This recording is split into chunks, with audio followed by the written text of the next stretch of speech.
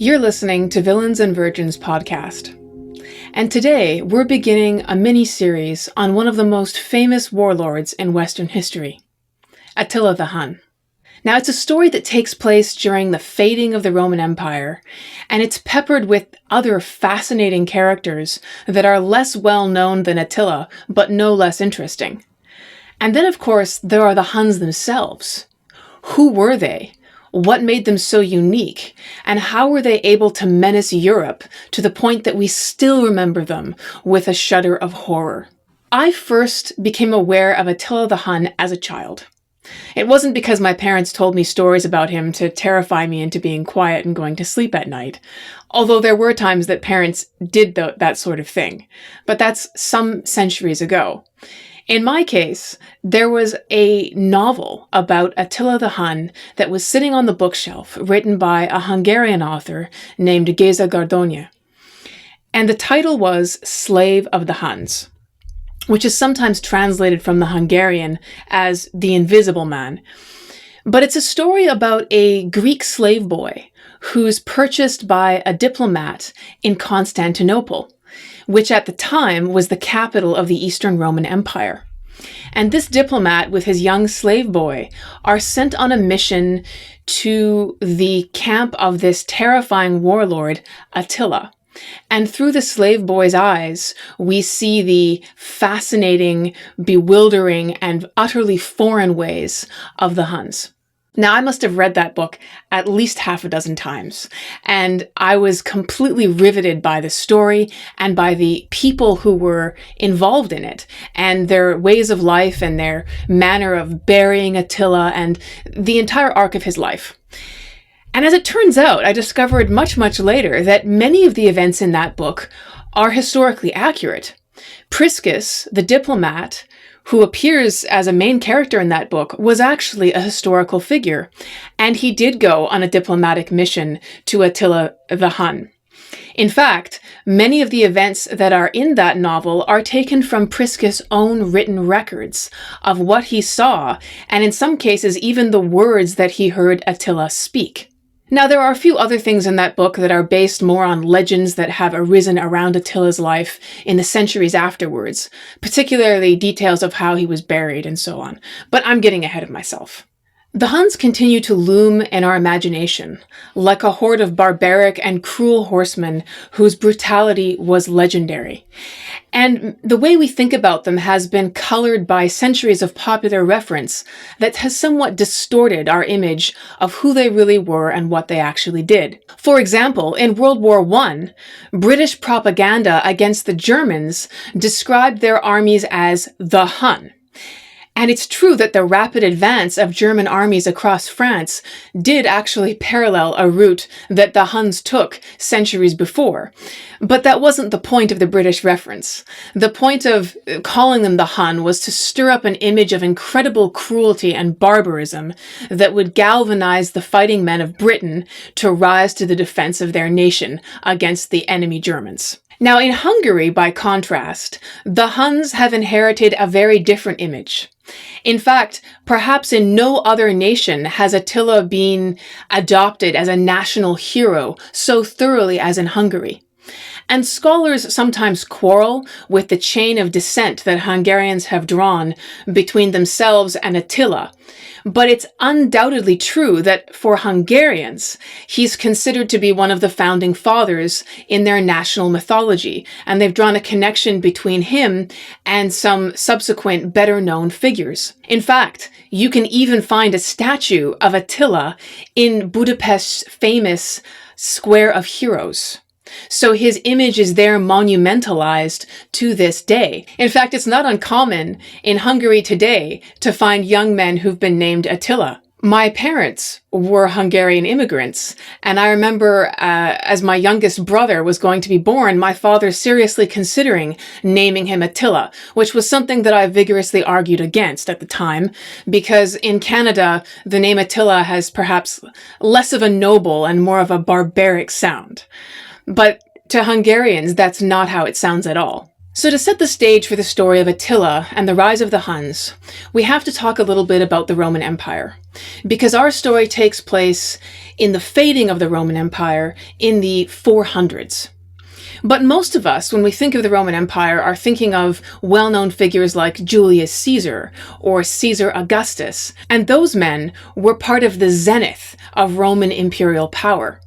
Julius Caesar himself dates from about 50 BCE.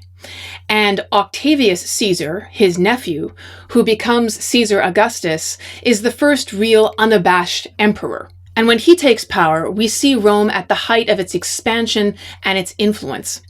In fact, Caesar Augustus was the man on the imperial throne in the biblical account in the New Testament when Mary and Joseph are on their journey to be taxed, and Mary is pregnant. So that account has a story about taxation amongst Roman provinces and people moving around to go back to their towns of origin to pay this tax. So that is a snapshot of Rome in a period when we're most familiar with it. But at the time that the Huns arrive on the world stage, things have changed quite significantly for the empire. By 116 CE, or AD, depending on which dating system you're comfortable using, the city of Rome itself was massive, having a population in just that city of nearly 500,000 people. At this point in history, the empire included Britain and France. It stretched through North Africa. It included places like Syria, Greece, and Turkey, and all the way to Armenia and Albania near the Caspian Sea. So from its original circle around the Mediterranean, it had just expanded enormously. But the problem with having so much territory under one's control was that it was a very, very large area to maintain control of and to defend from invaders on almost every front. Maintaining control of such a large territory with so many borders was a perpetual struggle, and by the mid-300s, 150 years after that large expanse I just mentioned, the empire had already begun to contract, losing territory in the Middle East and the Balkan states. In the 300s, under the rule of Constantine, the emperor, the Roman Empire developed two imperial capital cities. Now, in the West, the capital city migrated between various Italian cities, but was most commonly either at Ravenna or in Rome. And in the eastern half of the empire, the imperial seat of government was the great city of Constantinople, currently known as Istanbul. At this time, the eastern and western halves of the empire are in communication with each other and frequent cooperation, but their spheres of government are different. They're responsible for different halves of the territory. And they are also having to deal with various barbarian or foreign tribes that are on the outskirts of their designated territories who are constantly making incursions. And sometimes the barbarian tribes are used as mercenary fighters by the empire in that particular region. Sometimes they come in and they try to raid and take territory. Sometimes they're allowed to settle in exchange for serving in the military as regular soldiers. So there's this ongoing negotiation between the empire itself and the peoples at the gate. But by the end of the 300s, which is the 4th century, it's becoming obvious that the empire is significantly weaker than it has been, especially in the West. And this was made unavoidably and painfully obvious to everyone by an event that occurs in the year 410. In 410, the western capital of Rome was devastated by the tribe of Visigoths under their king Alaric. Now, the Visigoths wanted land to settle inside the Roman Empire, and the emperor wasn't permitting it. And so Alaric needed to pay his soldiers. He needed to pay his Visigoth warriors. And so he repeatedly made advances on Rome. And the third time that he approached Rome, the story goes that some rebellious slaves inside the city opened the walled fortifications to the Visigoths at night, allowing the barbarian tribes to flood through the walled defenses and invade the city. What followed was several days of sacking. For those of you who don't know what sacking means, Think of it as a prolonged spree of killing, looting, raping, and robbing. This is what was going on inside Rome as the Visigoths flood through. Strangely, because the Visigoths had been in extended contact with Rome for a period of several decades, they had actually converted, so they viewed themselves as a type of Christian. And this meant that the sacking wasn't quite as bad as it could have been, because the Visigoth warriors didn't follow people into churches and murder them at the altars, nor did they go into the churches and remove holy objects from inside the church buildings themselves. But everything else was fair game. So the old Senate house was burned, aristocratic houses were looted, Roman women were raped, and the Visigoths took anything else that seemed movable and valuable to them. Some Roman women were actually also raped by their own slaves at this point, who were using the generalized chaos as an opportunity to get revenge for the many humiliations that they might have endured. The Visigoths, during their several days in Rome, succeed actually in kidnapping the sister of the emperor himself. And this young woman is only 20 years old at the time. Her name is Gala Placidia, and she's carried off as a hostage by the victorious Visigoths. And you want to remember Gala Placidia, because she is going to reemerge in our story many times. She's a fascinating figure in her own right. And while at this moment it looks like she's being carried off and we'll never see her home again, she's going to come back in an amazing way sometime later. But let's not get ahead of ourselves. The Visigoths leave the city in 410, and they leave the Roman Empire in a state of psychological shock. Because it's not just any city, it's Rome, the eternal city, the seat of Roman power, the first Roman imperial city that's just being looted by these foreigners. In fact, there's such a crisis that's going on as people are asking themselves, how could this happen? Why did it happen? That it's at this moment that St. Augustine, a major figure in the Christian tradition, is inspired to write his text, City of God. And he's doing this to try and dispel the criticism that Rome fell to the barbarians because it had turned Christian relatively recently, in the last 60 years. And some people were saying, hey, the reason why Rome was devastated by barbarian tribes is because we stopped worshiping our traditional gods and we've moved away from the religious rites and the traditions that made us great. It's these Christians and their weak religion that are the reason why we have experienced this terrible event. So Augustine is busy writing this book to respond to this crisis. So the point was that people were saying different things, but the shock and the horror of what had just happened made an enormous impact. The Visigoth sacking was an undeniable sign that the power of Rome was not what it had been. And it wasn't just the people of Rome and the empire that took notice of this. There were a great many other tribes in the vicinity who noted the obvious weakening of the empire and decided to investigate what other pieces of the empire they might be able to snatch for themselves.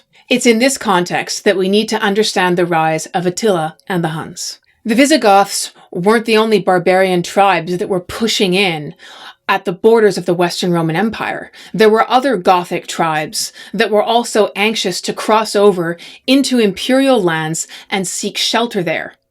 What were they seeking shelter from? The Goths were pretty tough fighters. They'd been a problem for the empire for some time, and yet suddenly here they were coming with not just themselves and their horses, but with their wives and their children and their old people, and they were looking for a new land to settle. So why were they moving from where they'd been before? They were moving because they were being pushed. There was something stronger, fiercer, and more terrifying than the Gothic tribes coming at them from the east, pushing them from behind. And so there was an increasing flood of these tribes who were now pushing into the empire, seeking new places to settle and a stronger sense of security. The people who were pushing the Goths, the Visigoths, the Alans, the Burgundians, and many other of these proto-Germanic tribes toward the west were the Huns. So who are the Huns, and what do we know about them actually? Well, the first thing that bears notice is that the Huns were nomadic and they were illiterate, which means that everything we know about them was written through the eyes of other people, mostly their enemies. And as a result, some of the accounts are fairly warped, and we have to take them with a grain of salt. The Huns were people of the Eurasian Steppe, which is a vast grassland that stretches from the plains of Hungary in the west all the way across Eastern Europe to the city of Karakorum in Mongolia, which would later become the capital of another great steppe warrior tribe, the Mongols, but they arrived several centuries later. To cross the entire length of the Eurasian steppe is a distance of some 5,000 miles or 8,000 kilometers. It's enormous. And it's a territory that has produced waves of strong nomadic warrior tribes that have emerged from the steppe and made their way west, pushing weaker tribes ahead of them. And the Huns should be understood as part of this ongoing cycle of steppe peoples who move west. The climate of the Eurasian steppe was harsh and demanded physical ruggedness from the people who lived there, many of whom are nomads, so they're not living in fixed structures with heavy walls and insulation. They had to be adaptable to a wide range of temperatures. On average, the winter in the steppe could be -10 and the summers in the low 20s Celsius, but from time to time, winters could go into the -40 range and summers into the +40 Celsius range. So there had to be a high degree of physical endurance and adaptability for people who were going to make their home there. The lack of trees and the landlocked location provided little shelter from temperature shifts and wind. Now, some scholars put the origin point for the Huns in the territory now known as Kazakhstan. Other traditions point to the Huns originating from the territory that is now known as Hungary. And it's certainly true that the Huns operated extensively out of Hungary. Both accounts could potentially be true. They may have originated in Kazakhstan and moved west and established a base in Hungary from which they operated to initiate raids into Europe, as we will see. In their westward movement, they absorbed some tribes and pushed others in front of them, fleeing. And perhaps one of the Huns' greatest abilities was to form a tribal confederacy. They weren't a homogeneous unit of people who had exactly the same ethnic characteristics and cultural background. They were a group of tribes that lived on the steppe and continuously added other tribes into their confederacy as they moved into territory and either destroyed the people who lived there, subjected them to have them pay tribute, or absorbed them into the Hunnish confederacy entirely, and they then fought and moved with the Huns. The Huns ethnically were a Turkic people, which makes them quite different from the Chinese and the Mongols. We mustn't confuse the Huns and the Mongols. Genghis Khan and the Golden Horde of Mongols were also a steppe people who also wreaked enormous devastation, but they emerged several centuries later. So the Huns are not at all the same group of people. For examples of Turkic people today, look no further than the Uyghurs of Western China in the area known as Xinjiang. Other examples of Turkic people include, of course, the ones who settled in Turkey, as well as those who are found in Kyrgyzstan, Kazakhstan, and many other places. Their religion was shamanic. So the shamans were the religious officials in Hun societies. They worshipped a sky god, and they often did divination, or an attempt to foresee the future through killing animals and trying to read patterns into their entrails or bones. And this was something done by the shamans, who would then give guidance to the Huns based on the signs that they divined from this ritual. The Huns were perhaps most famous for their skill as horsemen. In fact, some scholars say that the legend of the centaur, the half-man, half-horse, can be traced to people like the Huns who truly seemed to be one creature with the horses that they were riding. And this may be because horses were first domesticated on the Eurasian steppe. So these people had thousands of years of experience with horses, perhaps more than any other place on earth. And the Huns themselves were magnificent riders. There are accounts of them putting very young children, as young as 3 or 4 years old, into the saddle and living most of their lives sitting on their horses. So it was very, very different from the riding that you and I will know today, where people ride horses quite occasionally and far less well than Huns, whose entire lives rotated around their horses. Hunnish warriors often owned many horses, which were necessary for their fighting methods, where they would be traveling with groups of horses and they would be riding some, resting others, and rotating through. They also drank a beverage that was made of fermented mare's milk. So even horse products were part of their culture and their diet. And in some cases, when the other meat ran out because they were nomadic, they might even be known to eat the slower or weaker horses to sustain themselves. In appearance, the Hunnish men had many scars, especially on their faces. And this is something that observers remarked upon and wrote about. And one of the reasons for this is that the Hunnish ritual of mourning involved the men cutting their faces and other parts of their body quite deeply, because they believed that a warrior should be mourned with the blood of other warriors and not just tears. So there was a ritual cutting of the faces that happened quite regularly, which resulted in fairly noticeable facial and other scars. In addition, there were some records that certain Huns followed a practice called cranial deformation, which is really quite bizarre. But basically, it involves attaching plates or bindings to the heads of babies when their skulls are still soft and forming to sort of elongate and narrow the skull. And cranial deformation has been part of a variety of cultures around the world at different periods in time. It's not something that all the Huns did, partly because it was so much trouble. It may even have been a status symbol, because in order to have an adult who had cranial deformation, it meant that as a child, someone had to be regularly applying, shaping boards or bindings to the head, changing them out regularly, and minding the ongoing shaping of a skull for several years. So not everybody did it, but some of them certainly did. The records do not give us any suggestion that Attila himself had a cranial deformation. So it may be that certain elements of the tribes who were absorbed into the Hunnish Confederacy practiced this, but others did not. When we uncover actual skeletal remains of Huns who had this cranial deformation, they're kind of elongated and ovoid, extending backwards, and vaguely reminiscent of Alien, as in the Sigourney Weaver movies of aliens that had the elongated skulls.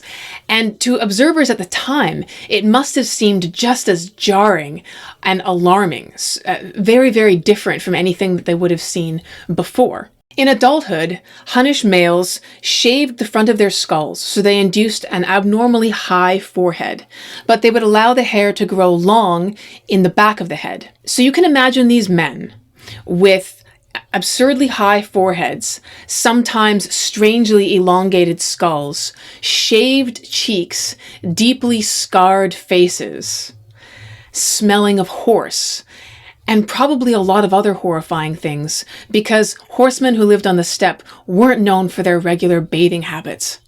They must have been absolutely terrifying to civilized Roman citizens. Now, of course, it wasn't just a terrifying appearance and amazing abilities as riders that made Huns the terrifying warriors that we've come to remember today. They had another piece of equipment that gave them a distinct advantage, and it was the bow. Now, bows themselves weren't new, but the Hunnish bow was different. It was a recurved bow, and it had tweaks in design that made it tactically a far superior weapon to others that were in use at the time. It was larger and more curved for a start, and this made the actual launching of each arrow far more powerful. In fact, arrows launched from one of these bows came with such a velocity that they could punch through armor. Each individual bow took more than a year to make in the hands of an experienced bow maker. So each one was custom built and a piece of art. This wasn't some sort of mass-produced flimsy weapon. And it was an absolutely vital piece of the Hunnish fighting kit. The Huns rode with quivers that could accommodate up to 60 arrows at a time, and they would fire these with incredible speed and accuracy, often holding several arrows in a single hand and firing them off in a matter of seconds. You have to also appreciate how their shoulders and arms would have looked. Because if you were going to be firing one of these bows, not just a couple of times, but literally hundreds of times in a day, the amount of speed and muscle development that it would demand would have been truly astonishing. If you try and pick up a recurved bow today and you pull back on the bowstring itself, anyone who practices archery will tell you it takes a lot of strength and it takes a lot of effort just to do it once and hit a target. But Hunnish warriors could do this all day long with accuracy rates that are mind-boggling. According to some reports, the rate of fire was an arrow every 2 seconds. And when you think about that, if you've got several hundred Huns who are each firing an arrow every 2 seconds, this could amount to 12,000 shots a minute, or the equivalent of 10 machine guns in terms of rate of fire. John Mann, in his excellent book Attila, which I've drawn on substantially to develop this particular podcast, reports that the Hunnish battle tactics involved a couple of hundred Huns advancing on an enemy line, a battle line of stationary men who were standing there ready to meet them, and they would ride at full speed. They would be firing these arrows every 2 seconds, and as they would approach the battle line, they would suddenly wheel, change direction, and begin to turn around the other way. But they continuously fired these arrows at the same terrific speed the entire time, including when they turned away from the enemy. They were able to turn and fire very effectively over their shoulder, often killing people even as they appeared to be retreating. But it wasn't just one wave. No sooner had the first wave pivoted and begun to ride away from the enemy lines than a second and subsequent wave of Hunnish riders would barrel towards the enemy, firing with incredible speed and accuracy. And there might be 10 such waves of these advances of different Huns in each wave. And when the first one had retreated, they would replenish their arrows. They might even replenish their horses, change horses if necessary, and they would be back. There could be 10 such laps for every line of a few hundred horsemen, and in between laps, they would be grabbing additional arrows to replenish their supplies. I'm going to read you a quote now from John Mann about the effect that this battle tactic would have had. Quote, "In the space of 45 seconds, the same 200 enemy soldiers have taken hits from 5,000 aimed arrows, 25 per man. Most, of course, will be deflected, but some must find a gap between shields, or above a breastplate, or through an eye hole, or even straight through a shield, straight through iron armor. No soldiers had ever delivered such a rate of fire. There would be nothing like them until the French faced English longbowmen in the 100 Years' War, and longbowmen were stationary, lacking the supreme flexibility of Hunnish mounted archers. No soldiers would be able to come close to this speed or density of fire until the invention of repeating guns in the latter part of the 19th century." So you can picture these waves of Hunnish horsemen riding rapidly toward the enemy, firing clouds of arrows, wheeling, pivoting, and no sooner had the first ones moved, the next line would be advancing. It must have been absolutely terrifying. And their battle tactics were devastating.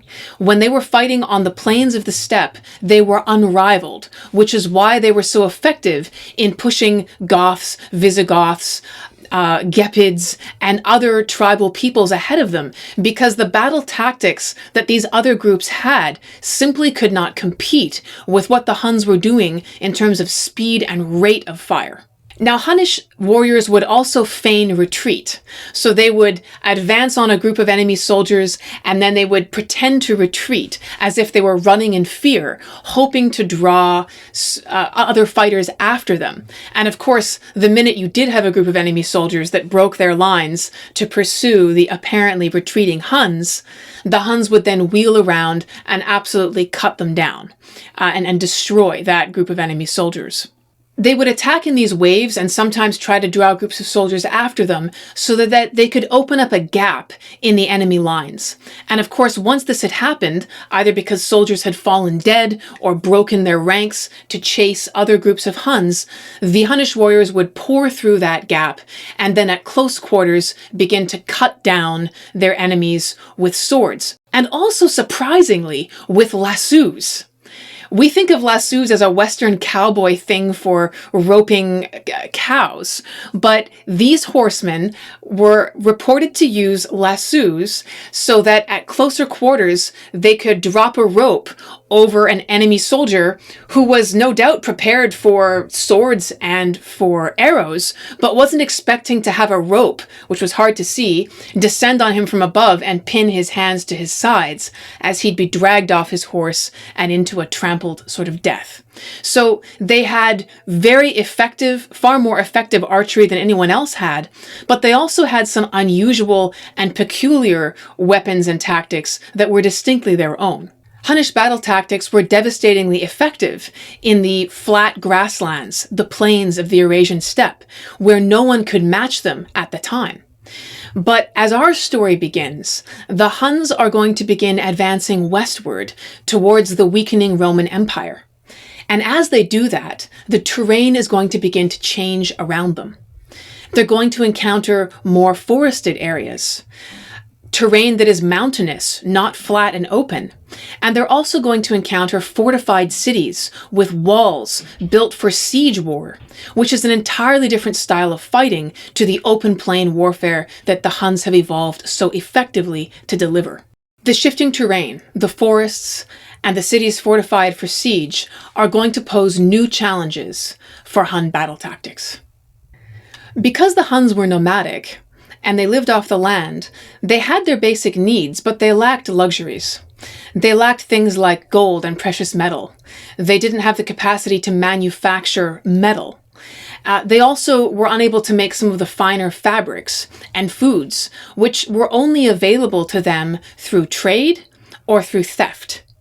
And so it became necessary for the Huns to find other places to get some of the things that they had a desire to obtain, because they were not able to manufacture them themselves.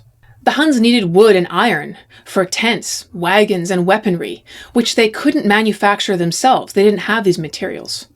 They also wanted things that they couldn't produce, things like gold, sugar, and finer fabrics.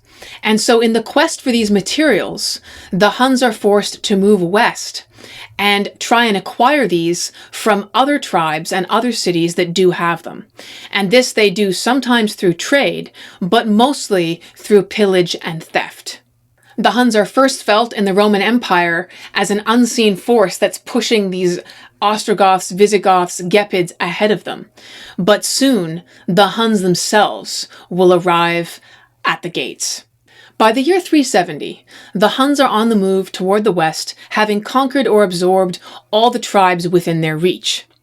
By 378, they're pushing the Thervengi Goth tribes, many of whom had lived within the Western Roman Empire partly, but now these Goths are moving en masse across the imperial territory lines. The Goths, in their push to get inside the Western Roman Empire, actually have to fight the imperial troops themselves, which they do successfully, defeating the imperial troops in 378 at the Battle of Adrianople.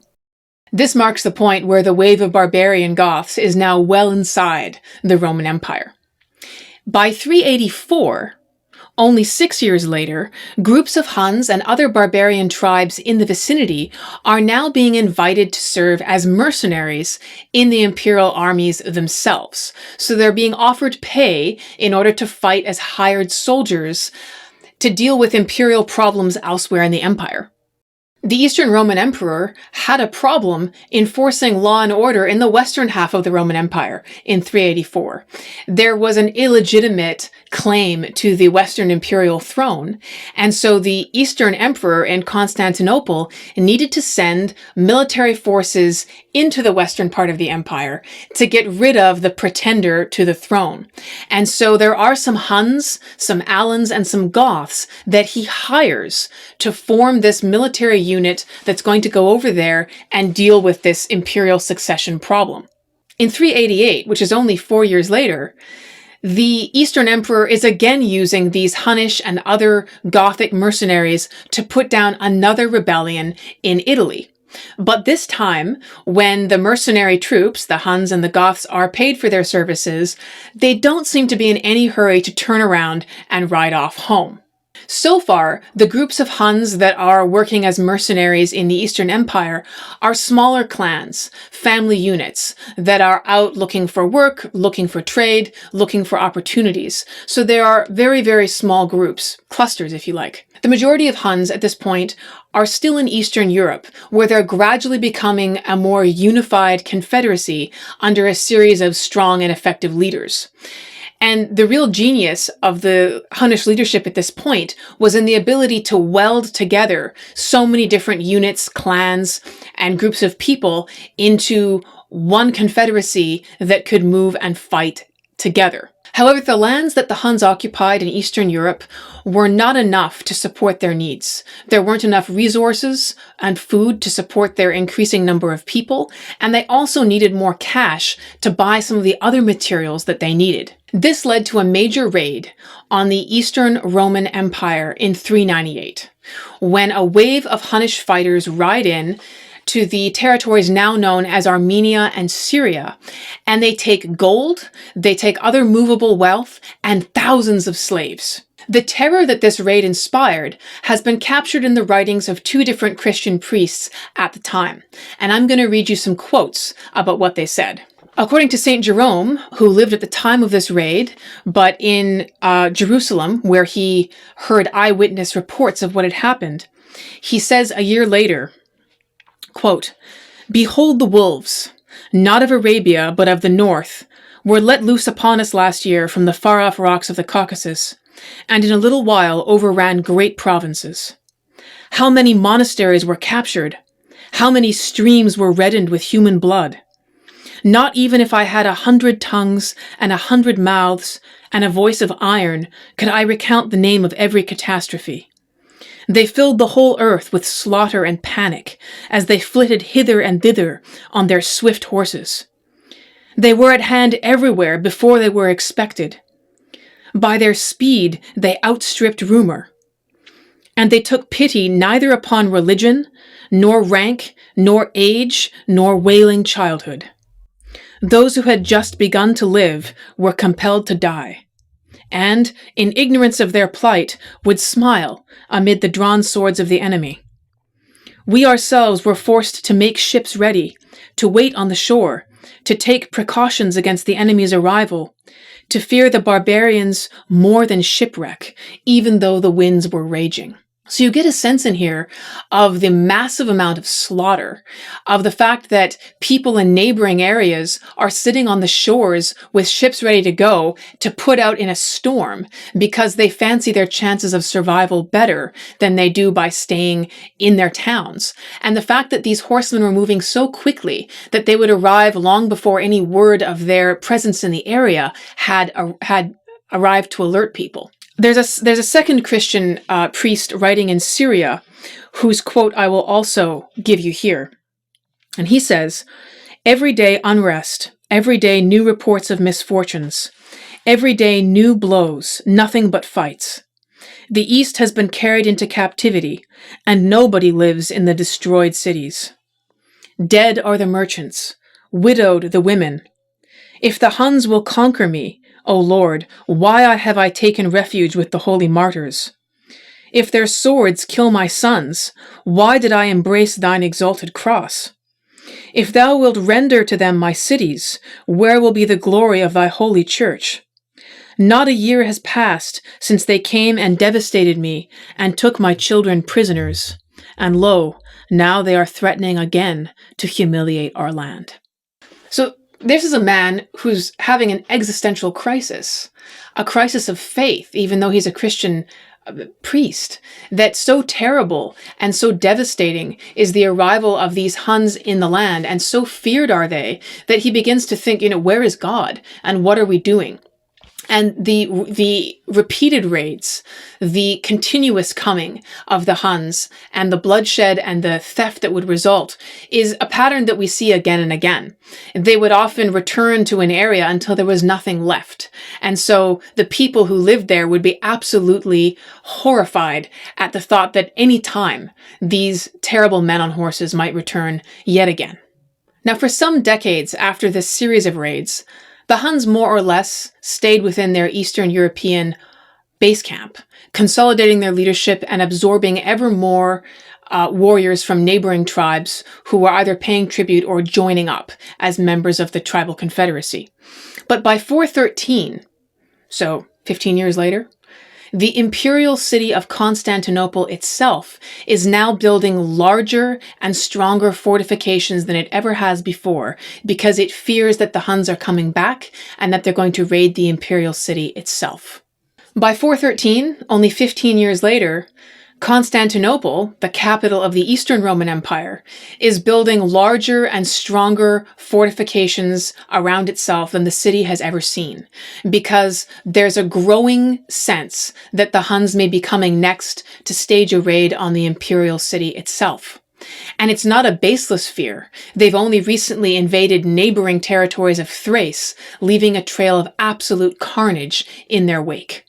There's a fascinating figure who turns up repeatedly in the life of Attila the Hun, and it's worth pausing for a minute to introduce him because he's going to play a major role in a lot of the events that follow. His name is Ethias, and in 410, he's a teenager from a aristocratic or a high-ranking family in the Western Roman Empire. And in the year 410, he is sent as a hostage to live with the Huns. Now, hostage sounds really tense and really violent. And it's true, Ethias wasn't going there as a summer camp, but it was a more benign arrangement than the word hostage might suggest to you and I today, where someone is standing behind a prisoner holding a gun to their head. He was part of an exchange of high-ranking young men between the Huns and members of the Western Roman Empire. So there was an exchange of young men, and it was basically a sign of good faith that each side intended to keep the agreements that they had made through negotiation. And obviously, if either side failed to keep their agreement, things would go badly for the young men who happened to be stuck on the wrong side. But Ethias wasn't even new to this arrangement. In fact, in 410, still in his teens, very likely, he had just returned from 3 years of living as a hostage guest with the Goths.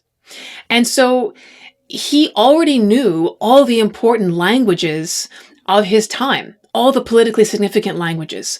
He could speak Greek, he could speak Latin, he could speak Gothic, and now he was going to learn how to speak Hunnish. Ethias' years of living amongst the Huns as a young man gave him a unique insight into their infrastructure, their culture, their hierarchies, and their fighting methods.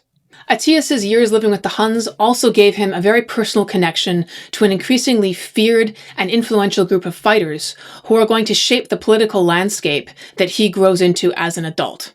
In fact, only a few years later, after he's released from his time living with the Huns and goes back to Rome, he's going to have reason to come back and ask his Hunnish friends for a favor. In Ethias' early 20s, there's a dispute between the Western Roman Empire and the Eastern Roman Empire. In the West, there's a civil servant named John, who had been working under the former Roman emperor. And when that emperor in the West died, John jumped in and wanted to make himself the new emperor of the Western Roman Empire. The problem was that he had no connection to the imperial family, which at this point functions very much as a dynasty, right? The days of imperial Rome have been over for many centuries. So it's by dynastic succession. And John, the civil servant, who is trying to become emperor, doesn't have the right connections. What happens at this point is the Eastern Roman emperor refuses to acknowledge John as a legitimate ruler in the western half of the empire. And the Eastern Emperor from Constantinople is going to send yet another group of soldiers over to the west to remove this John and reestablish proper dynastic succession. John himself, when he hears that the imperial troops are coming from the east, panics. And so he calls upon a very able young man in the Western imperial court, none other than Ethias, for help. So Ethias is sent on a very fast horse to his former hosts, the Huns, with a request that they come back with him to Rome to defend John, the new Western Roman emperor. And in exchange for fighting in this cause, they are offered chests of gold. The Huns accept the offer that Ethias brings them, and a group of them ride back with him towards Rome, and they face the Eastern Imperial army. Now, unfortunately, by the time the Hunnish soldiers arrive, the unfortunate pretender to the throne, John, has already been killed. But the Huns and Ethias fight the Eastern Imperial army for 3 days nevertheless, until Ethias decides that no further benefit can be obtained by continuing, at which point the Huns are paid with even more gold, and they're sent back to where they came from. However, young Ethias had backed the wrong side in imperial politics. He had led his Hunnish friends in support of a pretender to the throne, and the imperial family, both in the east and in the west, was not about to forget. It would not be many years before young Ethias would have reason to call upon his Hunnish friends yet again to shift the balance of power in the Roman Empire. But we'll save that for the next episode. If you enjoyed this, please subscribe and consider sharing it with someone else who you think would appreciate the content. Our next episode is going to cover the shenanigans of imperial women, of spoiled princesses, and the emergence of Attila himself as a major force on the world stage.